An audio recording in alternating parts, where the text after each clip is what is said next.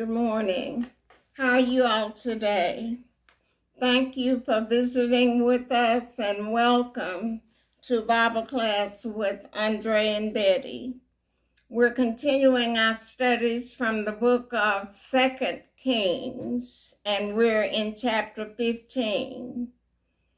And beginning in chapter 15, the reign of Azariah is a substitute name for King Uzziah, and some people pronounce it Uzziah, over Judah, which is the southern kingdom. And the same scenario is recorded in the book of 2 Chronicles chapter 26. But when we see Azariah, we're talking about King Uzziah. In verse 1, in the 27th year of Jeroboam, king of Israel, began Azariah, son of Amaziah, king of Judah, to reign. Now Jeroboam, the king of Israel, reigned 41 years. So this is in the 27th year of King Jeroboam's reign in the northern kingdom. So Uzziah, verse 2, 16 years old was he when he began to reign, and he reigned 52 years in Jerusalem. And his mother's name was Jechaliah of Jerusalem. So Uzziah reigned 52 years, and that's longer than any king before him. But after Hezekiah's son Manasseh is born, Manasseh will do evil in the sight of the Lord, but then he'll repent. But he will reign 55 years as king of the southern kingdom. Verse 3. And he did that which was right in the sight of the Lord, according to all that his father Amaziah had done, not as King David had done. So he followed the Lord, but he didn't do it with all of his heart, as his father had not done. Verse 4. Save or except that the high places were not removed, and the high places of worship will not be removed until the time of King Hezekiah, and then they're going to build them back up, but they'll be removed as places of worship under the leadership of Hezekiah. So the people sacrificed and burnt incense still on the high places. And the Lord smote the king so that he was a leper unto the day of his death, and dwelt in a several or isolated house. And Jotham, the king's son, was over the house, judging the people of the land. And so King Uzziah intruded into the priest's office, which he was not supposed to do. And the result was he became a leper until the day of his death. And the rest of the act, verse 6, and the rest of the acts of Azariah and all that he did, are they not written in the book of the Chronicles of the Kings of Judah? So Azariah slept with his fathers, and they buried him with his fathers in the city of David. And Jotham, his son, reigned in his stead. And when we get to the prophets like Isaiah, God gave Isaiah visions in the reign of Uzziah, Jotham, Ahaz, and Hezekiah. So it's important to study the book of the Kings, 1st, 2nd Samuel, 1st, 2nd Kings, and 1st, 2nd Chronicles to understand better the prophetic books beginning from the book of Isaiah. And so now Jotham, when he died, Jotham, his son, reigned in his stead, which means Isaiah is prophesying during this time. Verse 8. In the 38th year of Azariah, king of Judah, did Zechariah, the son of Jeroboam, reign over Israel and Samaria 6 months. Now, Zechariah is the 4th generation of Jehu, where God told him in chapter 10 that his sons of the 4th generation will be reigning over the northern kingdom, and Zechariah is that 4th son, our 4th descendant. And he did that which was evil in the sight of the Lord, as his fathers has done. He departed not from the sins of Jeroboam, the son of Nebat, who made Israel sin. This Jeroboam was the first king of the northern kingdom. And then we were just talking about Jeroboam in the previous verse. And that's Jehu's son. So those are 2 different Jeroboams, Jeroboam 1 and Jeroboam 2. Verse 10. And Shalom, the son of Jabesh, conspired against him and smote him before the people and slew him and reigned in his stead. Talking about Zechariah. And the rest of the acts of Zechariah, behold, they are written in the book of the Chronicles of the Kings of Israel. And again, that's not recorded in our scriptures, the Chronicles of the King of Israel. Verse 12. This was the word of the Lord, which he spake unto Jehu, saying, Thy son shall sit on the throne of Israel unto the 4th generation. And so it came to pass. So God is faithful to his word. He told Jehu this in chapter 10 and verse 13. Shalom, the son of Jabesh, began to reign in the 39th year of Uzziah, king of Judah. That's the same Azariah that was spoken of earlier. And he reigned a full month in Samaria. And as we go through these kings, we'll see that one king only reigned 7 days before he committed suicide. And so these kings are either following the leadership of the Lord or what they want to do. And these same things are happening in the world today. So, Shalom killed Zechariah, verse 14. For Menahem, the son of Gadi, went up from Tirzah and came to Samaria and smote Shalom. You see how they kill each other to get the position that they want to hold. Smote Shalom, the son of Jabesh, in Samaria, and slew him and reigned in his stead.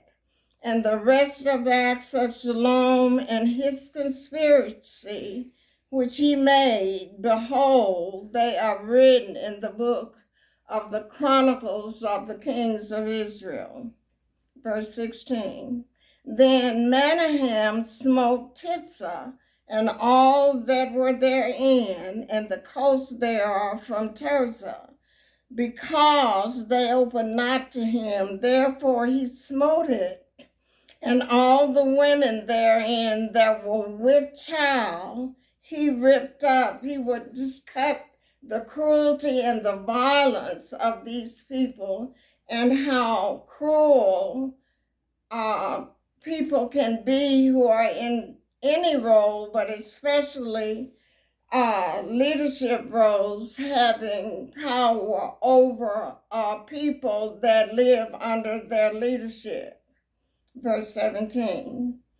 In the 39th year of Azariah, king of Judah, began Menahem, the son of Gadi, to reign over Israel, and reigned 10 years in Samaria. So Azariah reigned 52 years, so this is in the 39th year of his reign. Verse 18. And he did that which was evil in the sight of the Lord. He departed not all his days. He departed not all his days from the sins of Jeroboam, the son of Nebat, who made Israel to sin. Verse 19. And Pul, the king of Assyria, came against the land, and Menahem gave Pul 1,000 talents of silver, that his hand might be with him to confirm the kingdom in his hand. Robbery and what they call quid pro quo is what's happening here. Verse 20. And Menahem exacted the money of Israel, even of all the rich men of wealth, the mighty men of wealth, of each man 50 shekels of silver, to give to the king of Assyria. So the king of Assyria turned back and stayed not there in the land. Verse 21.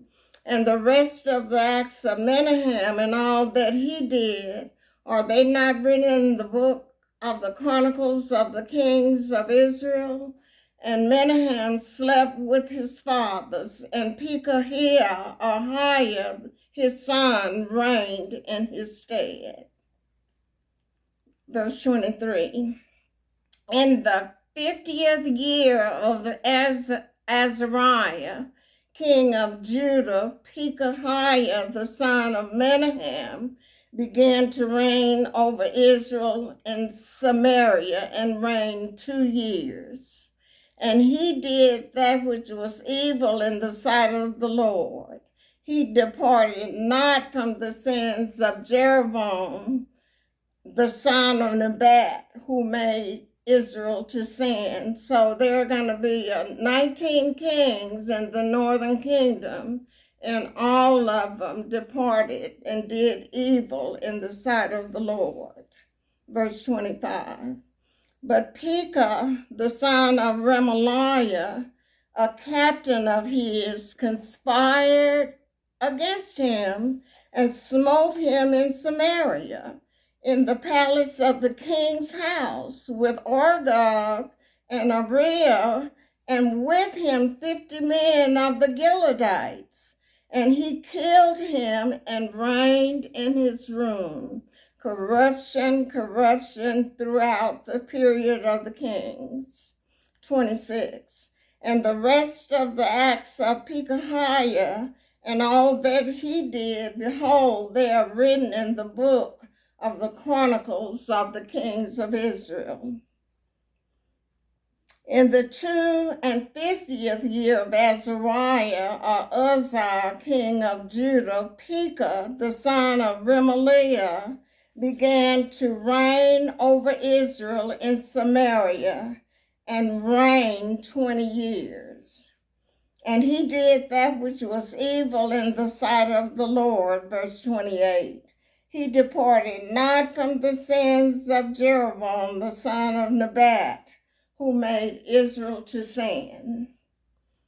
In verse 29, in the days of Pekah, king of Israel, came Tiglath-Pileser, king of Assyria, and took Ijon and Abel Bethmaachah and Genoa and Kadesh and Hazor and Gilead and Galilee, all the land of Naphtali, and carried them captive to Assyria. So this is the second king of Assyria.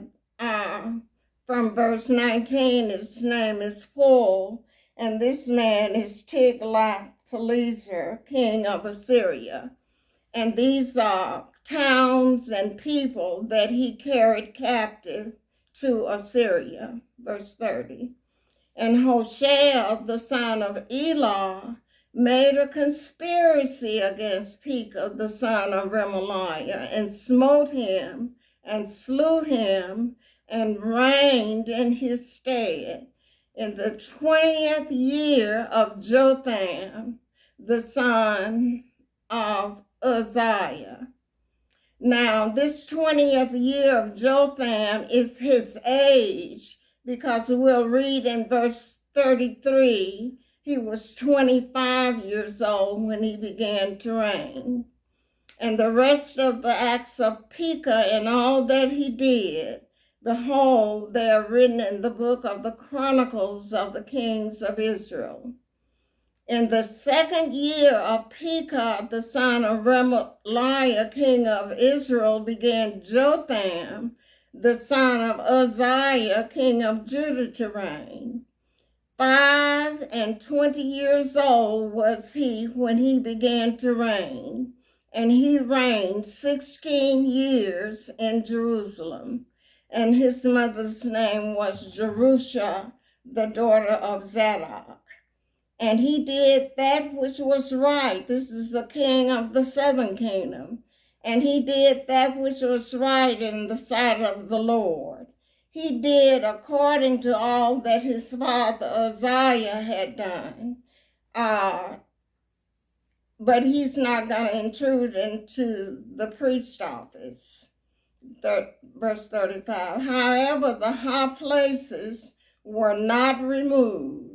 The people sacrificed and burned incense still in the high places. He built the higher gate of the house of the Lord. Now the rest of the acts of Jotham and all that he did, are they not written in the book of the Chronicles of the Kings of Judah? And that's recorded in the book of 1st and 2nd Chronicles, verse 37. In those days, the Lord began to sin against Judah, Rezin, the king of Syria, and Pekah, the son of Remaliah, looking back at the previous verses from verse 23 of this same chapter. And Jotham slept with his fathers and were buried with his fathers in the city of David, his father, and Ahaz, his son, reigned in his stead. Now, Ahaz is going to be Hezekiah's father, but God told Isaiah to tell Ahaz to ask him what sign would he want for the Lord to turn things around. And Ahaz said, I'm not going to ask anything of the Lord. And the Lord said, I'll show you a sign myself. And that's the sign of the virgin birth in Isaiah chapter 7, verse 14. And all about Ahaz is written in chapter 7 of Isaiah, verses 1 through 17, and I believe in chapter 18 also. But these kings and their reigns is important, again, to understand what the spiritual and moral attitude of the people were during the reign of these kings over the northern and the southern kingdoms. So you all have a great day, a great week, and thank you so much for continuing to be. Have a great day and a great week.